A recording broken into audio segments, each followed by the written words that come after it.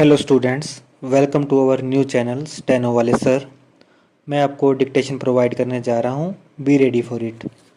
Start. Some companies expressed their willingness to increase the preferential dividends, but they indicated that the practical difficulties in the way of declaring higher dividends on preference shares could only be removed by suitable legislation.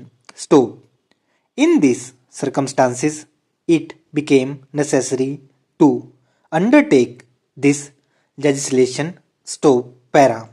The bill provides for a minimum increase in the stipulated dividends on preference shares issued and subscribed for before 1st April 1960, leaving it again to individual companies to pay higher dividends by adopting the usual procedure in this matter. The quantum of increase as laid down in clause 3 of the bill before its amendment by the select committee was 25% of the stipulated dividend on preference shares fee of income tax, that is, shares on which dividend is payable without any reduction by the company for its own income tax and 7% on shares the stipulated dividend on which is subject to a reduction by the company on account of its own income tax.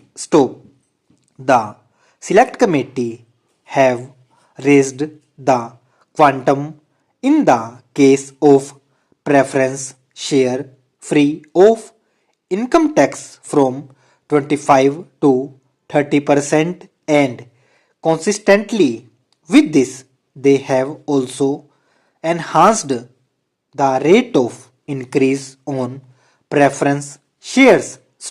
Para. In recommending a further increase in preferential dividends, the select committee had to take into consideration two contrary views on the issue.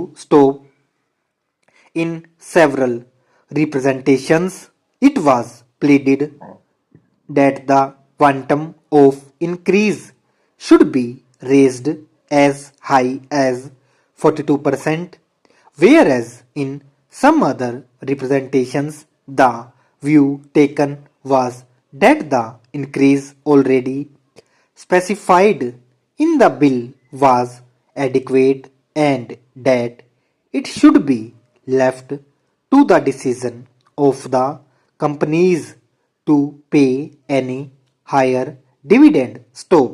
The select committee have gone into this matter carefully and have adopted a via media which reflects their awareness of the position that all companies may not have the same capacity for payment of large dividends and that the best course would be to lay down a minimum increase, leaving it to the discretion of companies to pay a higher dividend by following the usual procedure in the matter. Para. I shall now proceed to certain other salient features of the bill.